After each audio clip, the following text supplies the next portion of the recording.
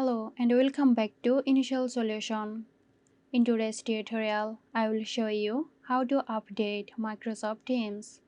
Let's have a look now. Open your Microsoft Teams application. On the top right corner of the Teams interface, click on those three dots. Select Check for Updates.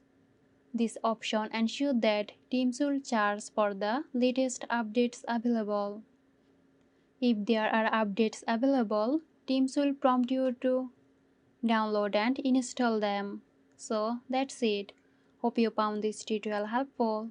Stay tuned for more helpful tutorials here at Initial Solution.